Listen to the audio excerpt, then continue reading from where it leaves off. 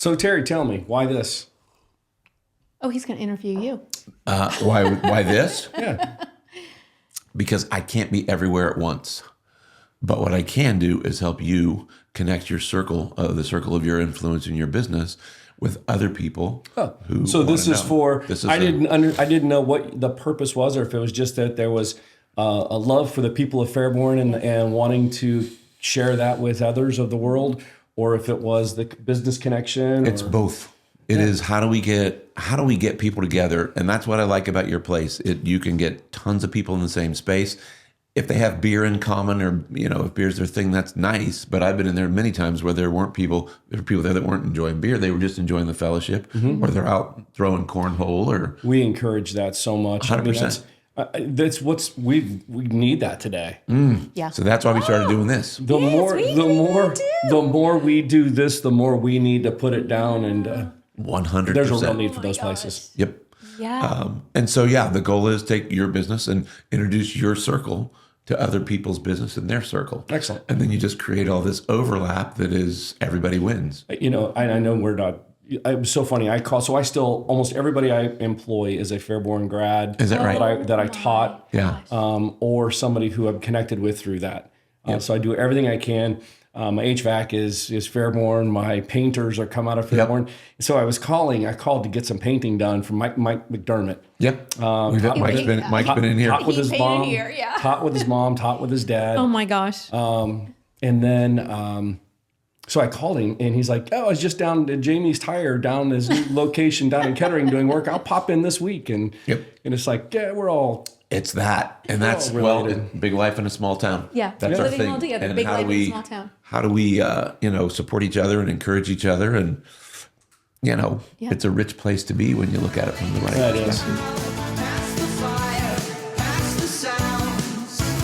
Moonshine through the clouds, saddle up, 'cause there's no stopping me now.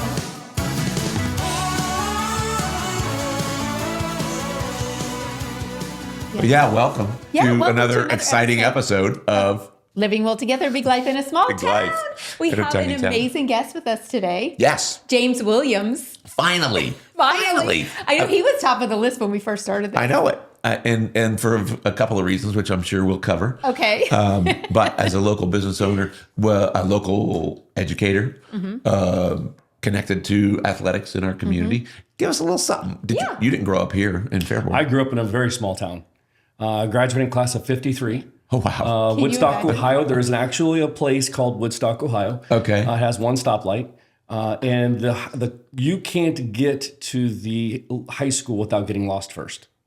It's truly out in the middle of some field, farmer's field. Got it. On a road. Well, they may have put lines on it, but for the longest time, didn't even have lines on the road getting there. So Got it. It was truly a back. So was it like a true one-room schoolhouse? No, it's not a little house No, on the prairie. I actually went. people. In Colorado, one of my first memories, I actually I went to a 2-room schoolhouse. Oh, you did? So that was even smaller than graduating with 53 Oh, way people. smaller. Yes. Okay. Oh, that was Yeah. 53 was big. Yeah. So do you go to reunions and stuff? I've never had time. Never had time. So I was always, when the reunions were happening, I'm not opposed to going. It's just that they were always on a football Friday night or something, which I had plenty of those at Fairborn. So I didn't get the opportunity. Yeah. So graduated tiny town, went to college where? Wright State. Right here in our fair city, for the most part. Graduated 80 or 91-ish. 91. Right. 91. Yeah. All right. And then stayed local. I know I don't look that old. It's funny every time I hear the word 91, that was way back in the 1900s. Way back. So what did you do at Wright State? What were you studying? So, I show up for college from a little small town with everybody was a farmer. Yeah. You were a teacher, you were a farmer, you worked on a car, or you did something like that. So that was one of the big challenges as you talk about coming to the big city of Fairborn. Yes. Where do you take your car to get it fixed? Where do you, in a small town, you don't have to, those challenges don't exist because there is that guy. We know who that guy is. That guy. Yep. My dad usually, but, and so I get to Wright State not knowing what I wanted, just knew I didn't want to be a farmer in Woodstock, Ohio. And I met a man, Tony Ortiz. I got injured in my senior year of track. Track was important to me. They told me I couldn't be a hurdler. I became a hurdler, became really good at it, and within few tenths of a second of a school record that I was pushing really hard for, but get injured, and there's no one there to support or help or understand what was going on with me. So I get to college, and I go to job fair day, not even knowing what an athletic trainer was, and said, "Hey, I want to help injured athletes." They send me to a gentleman, Tony Ortiz, and he's like my second dad. He Nice. really looked after this poor kid that came from nowhere, and really supported me. Is he still at the university, Tony? He's not there in any capacity anymore. I still run into him all the time. He still frequents with his friends the location, and Nice. but he's been such an influential person to that so awesome? many. And I think that's again maybe one of the things you get going to a place like our Wright State, where you get an individual that sees you more than the tuition that you're paying. Got it. So you enjoyed your experience at Oh, Wright State. I loved it. Met my wife there. All of it. What year did you guys meet? Freshman year, she was dating my neighbor. Ooh. Wow. Any challenges with that now? Not at all. He was on our wedding. Perfect. It all worked out. Yeah. How long have you guys been married? Uh-oh. How old's Austin? 1 year less that I used to teach. I used to know that. 30 plus now. Okay. Nice. Yeah. That's amazing. That is amazing.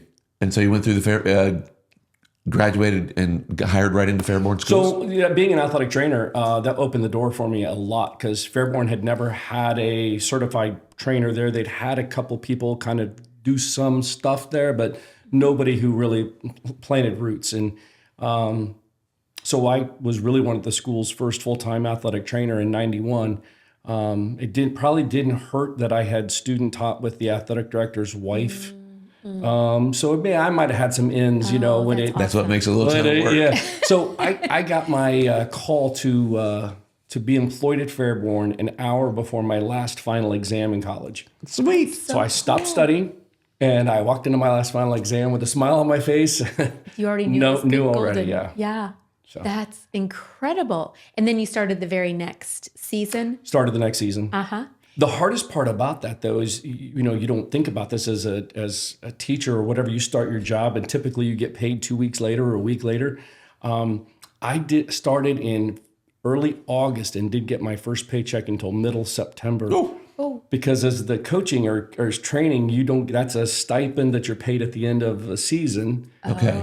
And the teacher's gig didn't kick in until sometime in August, and then you get it 2 to 3 weeks later pay scale. And so it was like, I don't know how I'm going to live for the Juggling. next 5 to 6 weeks. Yeah. Were you already married? No, I didn't Okay. get married until A year later? A year later. Okay. Wow. Taught full-time, athletic And you were trainer fifth full-time. Athletic grade? trainer. So I began my teaching career as a 5th grade teacher. Okay. Taught at all the different levels. Well, I taught at 5th and then the middle school. I taught special education, middle school, and then really in order to be effective as I could be as an athletic trainer, I needed to be on the high school's time schedule. So I went back and got my ability to teach health. Oh, So good. that allowed me to Yeah. come up there. Yeah. Perfect. And taught for how many years? 30 plus. Beautiful. I don't know. I think that's heroic, first of all. Like I said, you're managing other people's offspring like all day and into the night when you're doing athletic stuff. And so here's a weird question, and we didn't talk about this, so maybe the answer is we may have to edit. But what kind of changes did you see in kids from start of your teaching to finish of your teaching? Was there a change in the culture? Was there a change in the dynamic between young people? Any difference? No.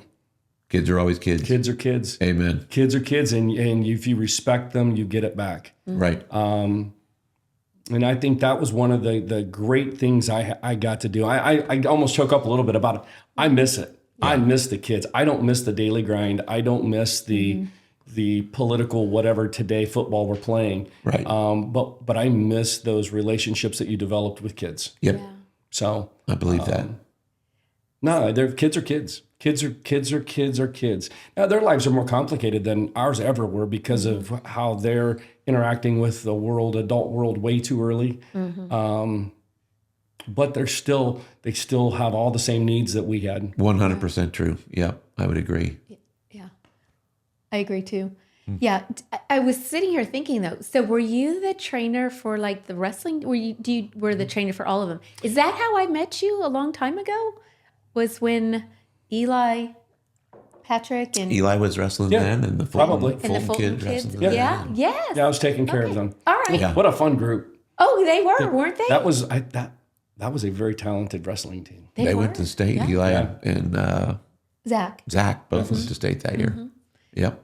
Yeah, that was amazing. Okay, because I'm like, I feel like I have known you longer than the one time that I met you at your establishment, which We got to get to that there. too. I know. All right, that's so So exciting. I have 30 years in the teaching game, blah, Yeah. blah, blah. Now let's talk about being an entrepreneur. Yeah, like how 'Cause did as this you're shift winding that happen? down. Yeah. Well, they actually go together. How so? So I had no dreams of opening up my own place. Everybody's like, "Oh, great, your dream." No, this was never my dream. It really came from two things. First of all, when I stopped being the athletic trainer, I stopped my son's when he left to go to college. My wife said, "I don't want to sit at home alone." I'm like, "Okay." She could tell I was tired. Working that schedule was taking it out of me. I went to. Got done with my teaching day and didn't know what to do with myself. Okay. I didn't have a hobby. So you kept teaching when you stopped training. Correct. Got it. So then what I did is I went home, I grabbed my remote, got real comfortable in my chair, and kind of she'd get home from work and she'd see me there scrolling. Yeah, so she's like, "Man, we need to get you something." So she took me to a free brewing class. I couldn't Where? believe. So it was. I'm terrible with names, but there's a home. Make a brew note of shop. this. There's a home. Yeah, there's a homebrew shop, or was. I don't know if it still exists, down on Woodman. I know right where you're at. And they gave this free class, and so I'm like, "Well, I can do this." So I bought the little box kit, Little kit. and I made an Irish red, and it was like, that's not good, but it's drinkable. I couldn't believe that I made something that you could. I'm like, okay, so let's do this again. So I kind of caught the bug a little bit, but what ended up happening was that, along with my brother-in-law, who had been brewing long before it was cool. Okay. He had been brewing, but he had kids, got married, and so all that stuff kind of got pushed aside. But my getting into it caused him to get back into it, and so we got together and we were side by side brewing different batches of beer. So you're home in the garage, you're in the Yeah, basement. we were going to you're- his house. Yep. We were coming to my house. We discovered that the beer was different at both houses because our water was Thank completely you. different. Wow. He was getting the water from the Ohio River, which sounds terrible, but it's Right. got perfect for brewing beer water. Interesting. So do you have to clean it first? Once it's filtered, yeah. Yeah, they run their Cincinnati Okay. system would filter it and all that, but and ours Cincinnati's is a higher famous in brew minerals up here, so I made really good dark beers up here. Okay. So that happened, and then there was a mind shift. I got sick of making New Year's resolutions that I didn't keep, so I started making, instead of not doing something, I decided to do something, and that something was to find a reason to say yes. We are really good at shutting our ideas down. We just have the automatic no. Nah, no, I can't do that. No. Too old, too And I've started to try to change a mindset and just, why not? Find a reason to say yes and see what happens. And so kind of it all, when it came time to, do we do this? I'm like, let's go. So tell the audience what it is that you did. A brewery. This little place in Beaver Creek, Yes, called Southern Ohio Brewing. Southern Ohio Brewing, and it is fabulous. You love it, don't you? I love it. Yeah. You said you're there all the time. I'm there all the time. Well, but I remember thinking back. I remember when you acquired the building. Yes. Mm-hmm. And it was a major league reno. You guys had to do a lot of demo, a lot of it yourselves. So you had to completely overhaul the structure and beautify it in a way that suited your needs. Made it comfortable for guests. Which was, so I bought the building on this date and it took me this date to open it. What was the gap? Terry, there? our story's crazy. Our story involves COVID in every way. Yes. yeah, 2020. And I don't want to feel, I feel bad about this because it was it really was amazing for us. Yeah. So here's how everything happened. We get the building in 19. We spent I don't know how much, that whole summer demoing. And then we started the building process out. We had our equipment on order from a place where they were sourcing everything out of China for our brewing equipment. I get a call on December or January 6th that our equipment is ready, is here in the States, and it's ready to go. 2019 or 2020? 2020. Okay. January. Pre-pandemic. Yeah. This is Barely. This is ground zero of pandemic, because this is where China now is shutting everything down. Yeah. Got it. And so all deliveries coming out are stopped and everything. Ours made it. Oh, wow. Like So- last thing out. It may have been one of those Wow. last things out. And then when we're shutting everything down here, Greene County calls us and says, your building plans have been approved. You can come pick them up. Smooth. The other thing that happened was that as a classroom teacher, we were put on remote. I was able to teach from the brewery remotely and be there to make decisions during the build out process. So we'll have pictures. In other words, I know you guys have done yeah, some we have befores and pictures. afters. Yeah. So that'd be Graham will so include those in the show fun. notes, Yeah. and they'll pop up through the program. But That is so cool. it's fun to see some of the ripping down some of that old crappy insulation and And then what mean, it's turned into. Oh, yeah. Yeah. So what was, it sounds like it went very, very smooth. Did you have any challenges? I'm forgetting what they were at this I point. love your attitude. yeah, that's a good choice. That's brilliant. Yes. Yeah. Yeah. That's So you fantastic. said something about loving being had the location, and everything. Right. Well, it's what you've done here. When you look at the windows that you have, you're not looking out over a parking lot, or you're not looking out over some other building. You purposefully have a spot that you want to come to every day. Location. But it's a location that you want to come to. 100%. And if you want to come to, then others will want to be there as well. And for us, it was a non-starter to not be in a location that we didn't want to be part of. Beautiful. I wasn't going to do this. I'm too old to do it just because. Yeah. I'm not, and I know other people have picked their spots, built around what they could do. And for us, it was like, no, the location is really important. Yeah. Yeah. And so regulations, Ohio, federal things. Greene County, all of it. I know. I shouldn't say that so loud.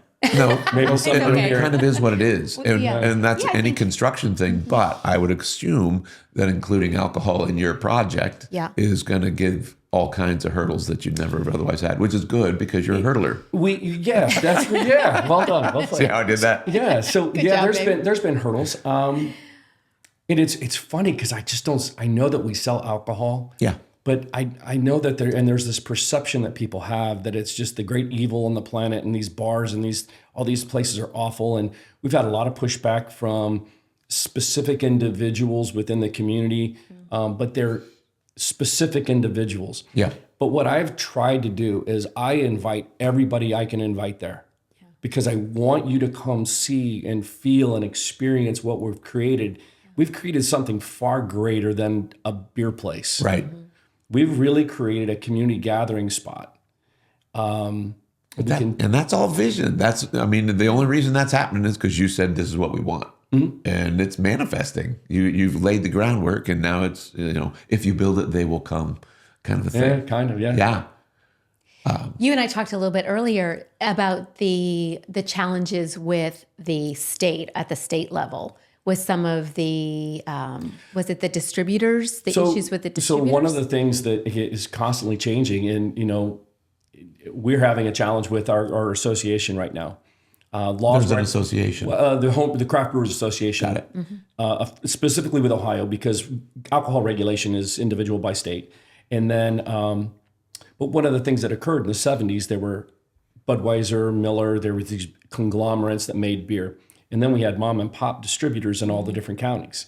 Well, since then, the mom and pop distributors have shrank and become owned. I mean, I don't know. The Heidelberg is one of the 5 or 6 biggest distributors in the nation, owned by a very large company. Yep. Well, in the 70s, they enacted laws to protect the distributors that went above contract law. And so if I enter into a contract with a distributor, they don't have to hold up their end, and we can't get out of the contract. They own the contract till death do we part, or they decide to let us go on the good graces. It was there to protect the mom and pops. Right. We're trying to make changes at the state level now. Okay. And it's amazing how hard that is, and everybody wants It's a to big say, machine. well, big machines need fed by a very specific quantity of Cash flow. Cash flow. It's all cash flow. And I hesitate to use the word mafia, but for whatever reason, Not my words. Not my words. I James did won't. not say that. Yeah. No, and you were saying that there's in Ohio there's 400. I believe there's Between 400, 400, around 400 craft breweries. Uh-huh. In That's your amazing. association? I had no. Did they go? I don't know if they all belong, but I know that there's is around that many. And so you guys stand together when you go to the state house and you're Right. trying to I've gone up. get some I've of these gone up to the changes. state house. I haven't signed with a distributor. You can see a beer in front of you here. The Right State collaboration. Yes. I've had that beer. It's actually delicious. Excellent. Good. The right state. That's just brilliant. So did you do that for the school? We did it with the school, With but the yes. school. Yeah. And it's been a lot of fun.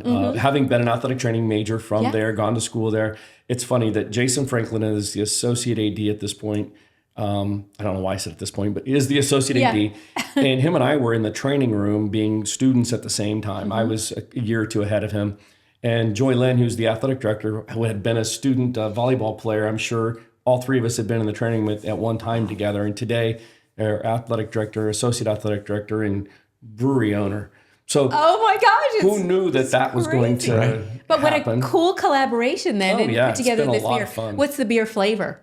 So it's a blonde It's ale. a blonde A ale. blonde ale. And our goal was to appeal to as many people as possible. Not everybody's an IPA fan, but IPA fans can also drink a blonde. Nice. So that I am very ignorant when it comes to beer, but I'm wondering how many different flavors, do you call them flavors, of beer do you make? So I'll answer that question very easily. Okay. You cook, I'm guessing, or I do. Buffalo. I love to cook. Do you bake? I do bake. So is everything you bake taste the same? Oh, no. How many different things could you taste flavor in baking? Oh, I don't know. Hundreds, Same thing. thousands. There's yeah. your answer. Okay. So your baking is brewing, because we're brewing. using yeast, and we're using Okay. different yeasts. We're using yeasts that are being created that are new. We've got a great beer. I don't know if anybody's ever done anything like it, but we make a peanut butter porter beer. Oh, wow. I brought an example of that with me. Yeah. And then to really make that make it ours, we used a Hefeweizen yeast, which is a yeast that gives a banana character. And so it's typically done in a Hefeweizen beer, Okay. but we did it with a peanut butter porter to ferment it so that we got a peanut butter. Is it like peanut butter, chocolate, and banana? It tastes a lot like banana bread. Banana bread. Oh, how neat. So it's infinite, all the different creative things that you can do. How long does it take you to come up with each new? It doesn't take me any time. That's my brother-in-law's job. That's his. Okay, so he's like the formulator. Is it the brewmaster? He's the mad scientist. Okay. He's the- And where does he do it at the brewery, or does he kind of work at it's home one of and those. play? It's just like a home cook would do. Yeah. When you're out and about and you try something, you're like, oh, and you're tasting the flavors. You're going, I could do that, and I could do that with this, and I think it's just one of those, you start to become a cook. And that's what a great craft brewer is doing, is they're tasting other people's craft beer and they're going, wow, I really like that. I could use that. And they take it back to their own toolbox. And make it their own that way. So do you have a favorite? Love the one you're with. Love the. Wait a minute. Is that actually the name of it? Or I was going to say, do you have any clinkers? oh, do you? Because that list is going to be short. It is. We try not to put those out. Right. If we've dumped a couple of beers that we didn't think met the criteria that we set for ourselves, we're asking people for $7 for a pint. Right. We need to give them their money's worth. And that's a great point from a business standpoint, because the average person has no idea what goes into the entrepreneurial spirit of owning a business. The average person is probably not paying the overhead and the electricity and the staff and the rolling paint and all the things. So you've got to calculate, here's how much value we have established in a keg. Time, energy, resources, and here's how much we need to break it down to create a return. How long? The average business is 4 years before you break even. Does that fit for you guys? No. And you don't. I'm not asking for specifics. No, Yeah. I really can't answer your question. I know that we're doing well enough to stay in business, and that we're doing above and beyond. We're doing okay, but we're making all of our overhead, everything that we do, the snow removal, the trash pickup, all of it's that $7 pint coming out of there. Everybody we pay, all the ingredients, all the like you said, it's all $7 at a time. So we have to sell a lot of those $7 at a time. Amen. To compensate for all of that. Yep. We're doing well. I love it. Now, are we doing as well as people think we are? When they come there on a day, if you come to our place on a sunny day, And you're packed. it is hopping. It looks like we're just printing money, but we're having a good day. Now, not all of our days are like that. No. And so, In fact, I've been on there on the other days as too. dry January is going around, I'm like, come on, this small business owner really would like you to just do a lighter rolled back January, maybe. Yes, yes. So Lestuary. But you're right on the bike path. Yes. You've got how got many a great acres? I mean, it's a we nice. had it at one point. We had an acre and a half of green space. I think it's probably down to about an acre. Okay. But it's a delightful location. And when the sun's out, you're right. I mean, you got traffic, not just cars. You got bike traffic, skater traffic, stroller traffic. People walking. Yeah, And you got a usually have lot. a food truck there too. We have when you can. We do, and right now food trucks are difficult. Yeah. And if we don't have a food truck or whatever, people can bring their own food in. Got it. Or We have really- people Uber it over or something Correct. like that. Yeah. And then you guys have like picnic tables and So we have, I don't know how many. I know we can seat 80 people. I did the math. Outside? Outside on picnic tables. Then we have 100 Adirondack chairs that you can put anywhere on the property. Awesome. 100? Wow. And there's a small stage because I've heard live music We there, have a small stage. right? Yep. How So often do you, so the stage, old guy can't hear well, don't love indoor music. Okay. Because when I'm out with folks, I want to have a conversation. I'm not just sitting there, listening to. You don't want to shout over the band. Yeah. The great thing about outdoor music is you choose your volume. You can set that Adirondack chair if you want to be in the middle of it all, or you Right. can back it up, put it off to the side. We have one of those unique spots that gives people choice of how they want to interact with it. Right. Very seldom do you get that. Yeah. At a restaurant, they sit you in a spot they want you in. Yeah. For us, you get to pick where you want to be, and if you don't like that, you can change and go somewhere else. So, Yeah. You it know, works out really well. it's just in your notes you had mentioned it's all about the people, and everything that you're saying, it just rings true. Everything that you've chosen for this property and this business is all about the people. well, your business is people. Nothing happens without people. Nothing. Yeah. Now, to be fair, people ruin a lot of things. like if you want to goof something up, you just add some people because they can do it. Oh yeah. So that we don't call them people; we call them the public. Yes, general population. population. Yeah, Gen Pop. That's But you know what? I've seen in your place, there's going to be children, and it's not an unsafe place. It is a No. very family-oriented environment that just happens to also make beer and sell it. You'll see people in there reading. You'll see people in there playing board games. You'll see Working. people in there, working. Laptops. Yep. So it can be as casual on a wonderful day, and it can be, depending on who's playing music, it can be like a pretty hopping spot. Yeah. What are you guys' hours? So we are currently Tuesday through Sunday, and then on Tuesday through Thursday we're 4 to 9. Okay. I think. Yeah. So this is 4 to not a 9. 2:30 a.m. pour the drunks out of the Oh parking my lot gosh, kind no! of So thing. that becomes that we do not want to ever be that. Exactly. We want to be who we are. Well, it's a family friendly environment. It is a it's not a bar fight. Nope. I have never seen anybody in there out of control. I don't want drunk people in the establishment. Right. I want people to come enjoy themselves. We want to share our product with them, our space with them. But we close at 10 and we gladly refer to folks. We tell them where places that are still open if they need to continue their evening. Sure. That's so smart. so- So they can come there and connect, make the impact that they need to make, and then they're on their way. I think it's pretty consistent in most of the brewery world that it typically is about a 10 o'clock-ish shut off for most. We're seeing some changes just because of the pressures being put on the market where we're seeing breweries that are adding more alcohol choices. Okay. And those make me a little bit nervous. We've had a lot. That's a license change, right? You can't just sell anything you want. We have that license already. Okay. So they're not grading For it. us to open, we wanted to be able to serve wine. Got it. And some of our biggest events are our wine events that we hold. Got That's it. fun. Again, because we have like that park-like setting out Yes. that you can go around and sample wines, and it's a really nice day. That's a beautiful. So you're not making wine. No.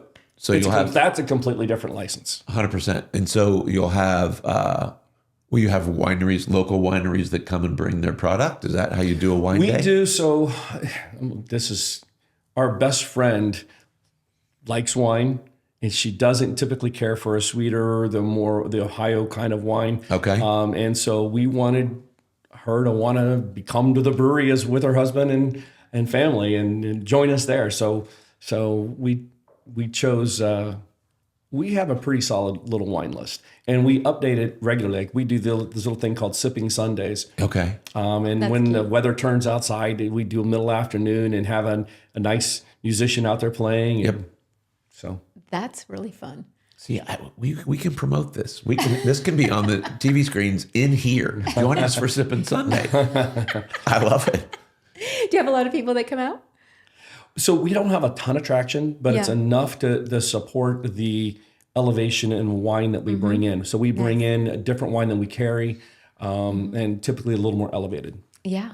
That sounds really special. And again, people could bring food if they want to have Bring like a food, picnic correct. or, maybe some, a loaf of we French often bread have and families cheese. that decide they don't want to sit there. Well, sometimes on the sunny day, we're out of seating. Oh, wow. So they'll bring their own chairs. They'll bring Camp you're chairs, welcome- lawn chairs, You're yeah. welcome to do that. Blankets. I've seen blankets. Mm-hmm. Yeah, it's killer. And so do you can all your product or only certain products So get a we can? can a great deal of it. So and even if we don't have it canned, like we don't can the seltzer. Okay. Because it's carbonated at too high of a carbonation for us to be able to do that well. So, but we can use a canning machine that we have there. We can individualize, make a 32-ounce size can. Okay. This is the ale that you guys had at the Chamber of Commerce event, Which one's that? I believe. Range. So Range Ball, I brought that because that's just one of my favorite. Got it.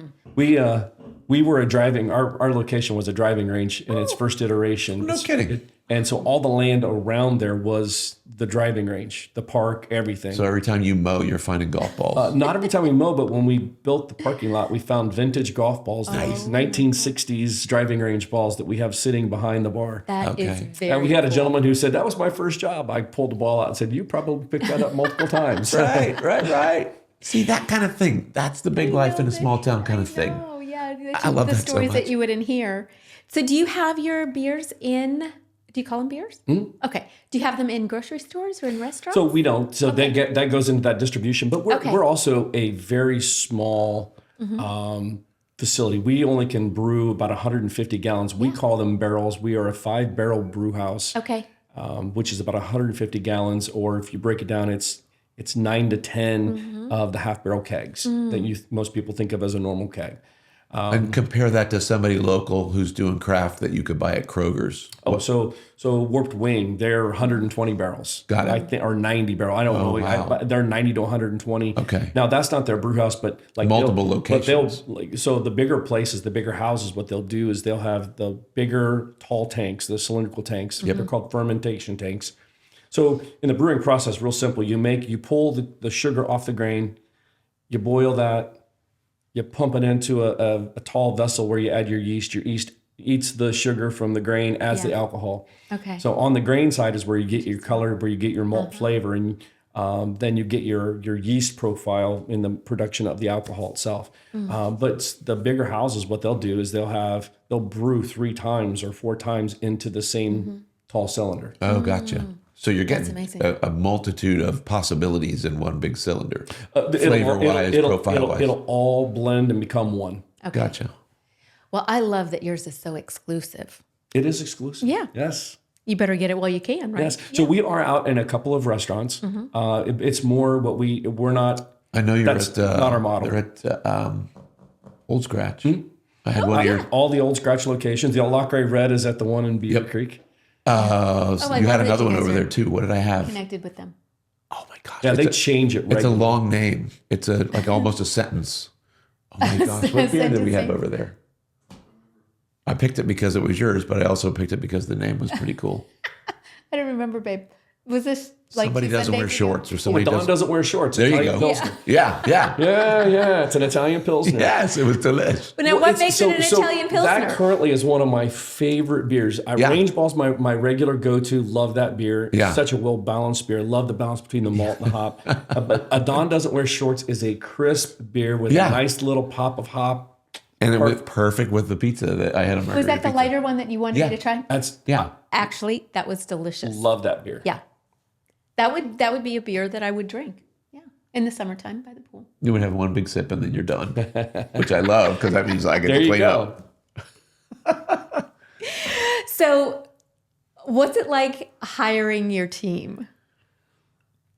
It was. I would like to say that there's this great thing that we went through to hire people. We opened with no employees other than family. Yeah. And after that first weekend, it was like, oh my God, we got to hire now. Yeah. And so basically, if you, I'm not disparaging any of our employees right now. Oh, no, they're but all it was- amazing. It was Yeah. almost like if you walked through the door with any desire to want to work for us, we were going to take you. Hiring now. Now, I say that, but at that point, we were looking for people who had beer knowledge and an interest in craft beer. But one of the interesting things that's come out of this is many of them are people that my son went to school with or have known forever. And then others are family now because they've been at the brewery for 5 years. We've had a person who was at the end of their teaching career who worked for us for a bit who doesn't anymore, and then a firefighter who couldn't keep up with the demands of his job. Yeah. He was being asked to work a lot of overtime. So I don't know that we've really lost an employee yet. Yeah. That's awesome. That's amazing. And I can think of 3 people just right off the top of my head. If you needed part-time help, they would be like, okay, I'll do it. You, Graham. It's like, Who it's else? like being the ranger at a golf course. Like, who my says gosh. no to that? Yeah. Yeah. Wait, you're going to pay me and I get to play golf? Yeah, I'll do that. Yeah. So, any parallels between shaping the young minds in school and running a brewery? Are you saying that older people who've had beer act like teenagers? Is there? I don't know. I'm just asking if there are parallels. It's just so I think if you can be successful with people, you can be successful with anything that people are involved in. You treat people with respect. You treat them. I don't know correctly. Yeah. I don't know how to define that. Just how I was taught. They appreciate that. They appreciate the genuineness. And I think people can tell when you're being phony. Yeah. And it's the same. Kids can tell right away when someone's a phony. I think they're better at it than anybody else. I think so too. And it starts when they're really And tiny. I think if you can be genuine with people and you can have a genuine interest in them, care about them, that it shines through. Yeah. And I think and if you create your business that way as well, I think that shines through and people really see that. I think it matters. It does matter. Is Austin involved in the business? He runs front of house. He's the Yay! legacy. He's the legacy. So it's we really I pushed hard. I'm like, listen, this is not your thing. This is my thing. Yeah. You do not have to be part of this. I am not. This is not your family obligation to be part of this family business. This is my life, my time, and how I'm going to spend it. You're at your part of your life. You choose how you're going to spend it.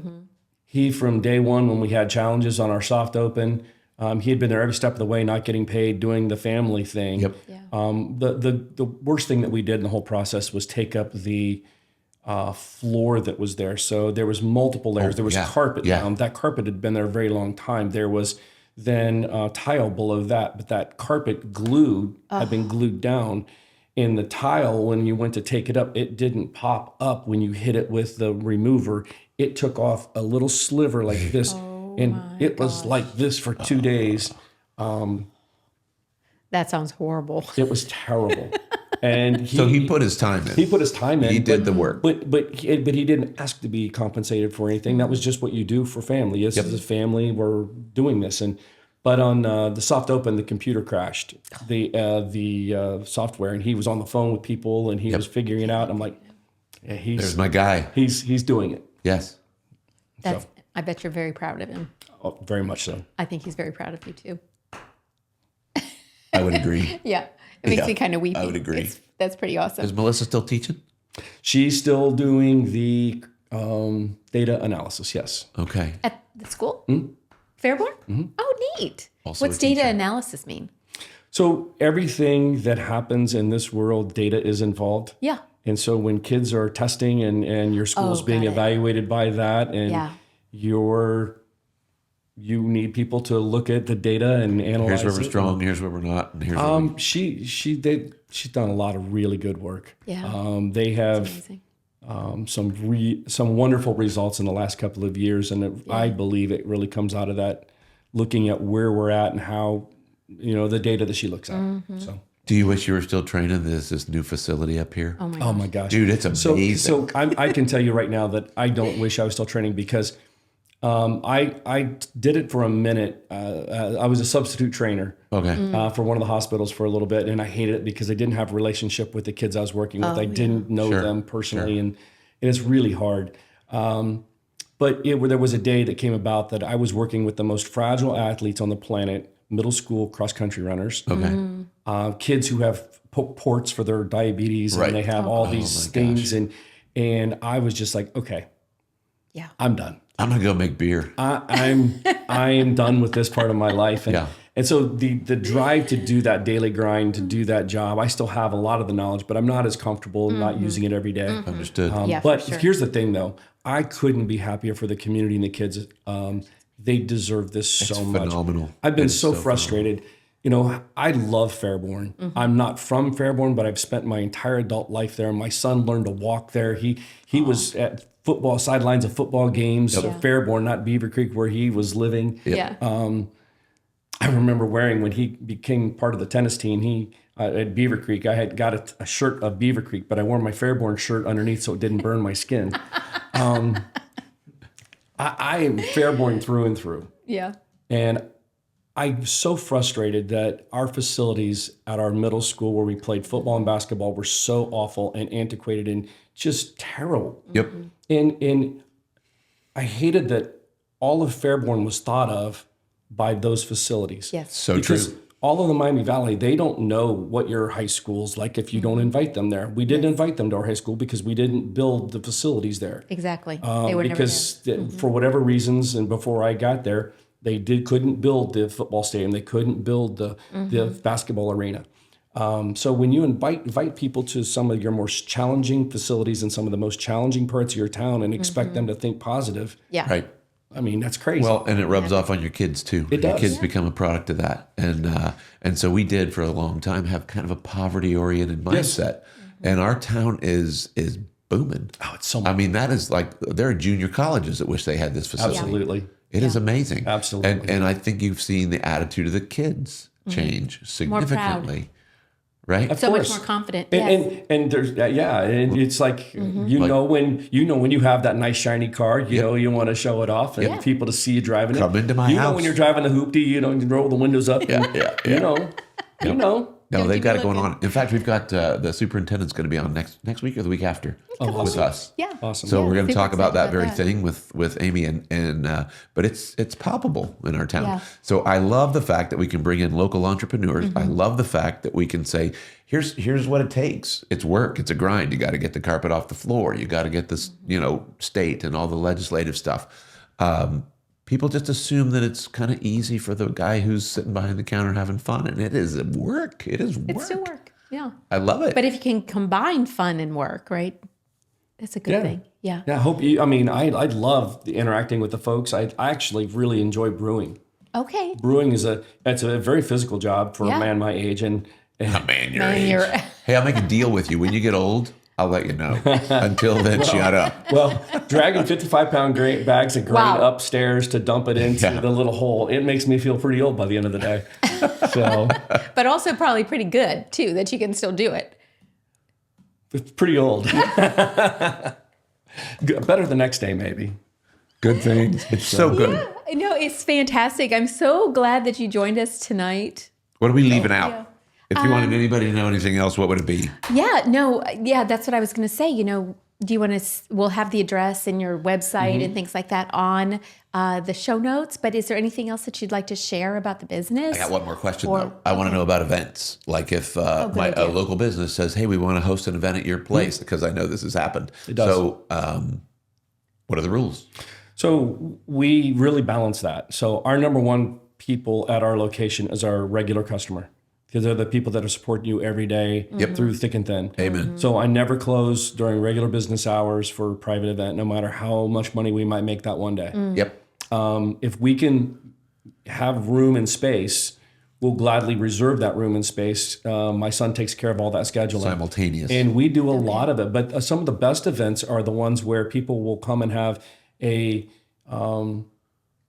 office gathering there or something like that, and they'll come in 2 hours before our official open. And so they have the run of the place that's Yeah. 2 hours, and then it spills. If they're still there when we open, they're welcome to be there. Okay. So you guys are flexible with time and things like that. Yeah. Okay. So Mondays we're closed. So Mondays are available to be rented out almost at any time. Okay. We do a lot of Christmas type gathering stuff, Yes. seasonal stuff that way. Yeah, we have a very nice following from the base as well. They're very supportive of us. I love that. Yeah, that's fantastic. Wow. No, that was a good question. Well, like I Because- said, it matters because Yeah. I want to host an event there. Oh, are you going to host an event? Yeah, how could we not? And then maybe somehow incorporate the old school driving range. We could have a golfing event. Oh, Wow. I Out think in the what's also yard. fun is when you come there, we have artwork on the inside of the building. Yes. Ask to see what the original walls look like. Oh, really? We have, it was airbrushed in the 70s at some point, and we covered up some of it because it just didn't fit what we were looking for. I mean, the entire wall. There's a Haley's Comet like this theme on one wall. Okay. There was the bird up front. If you see the bird at the front door, that's my ode to the Skyhawk. It was there when we took the drywall off. We discovered this underneath. You talk about, exciting. When you start pulling off drywall and you see something red, I'm like, oh wow, this is exciting. What's behind here? Yeah. That is so. It was, Felt like an archaeologist. yes, that's what I was going to say. Yeah.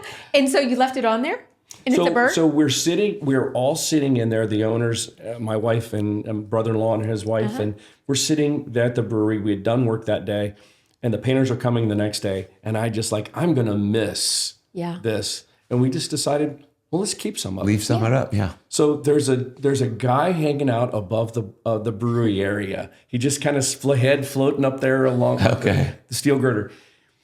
It was a scene we could kind of find. It would look like we saw a bottom of a bell bottom over here. So I think he was dancing with someone because there was a little mark on his elbow like he was moving.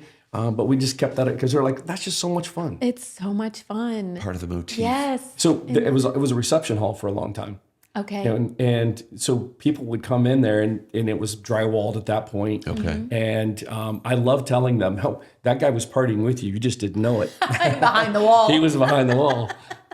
So do you have a lot of people that come in that used to go there when it was other things? Oh, of course. Yeah. Okay. People love to tell you their story. Oh, for sure. Okay. They love to tell you their connection to a place. And I was really happy to hear that, my first wedding or reception was here. I'm like, oh, I'm sorry. Yeah. Oh, my. I tell people that all the time. This is my first wife. All right. What else we want to know? Anything else? We've kept this fella from his business long enough. We have no. Is there anything else that you'd like to share with us? We're there. You shared a lot of really fabulous information, and right the on story time. is It's just worked out rich. perfect. Yeah, excellent. Yeah, Perfect. absolutely. Yeah, yeah. So if you like what you've seen tonight, What should they do? like, subscribe, and follow. Yes. And we'll see you at SOB. Southern Ohio Brewing. SOB. Yeah. Yes. Yay. Thanks, James. Thank you. Have a great day. No stopping me.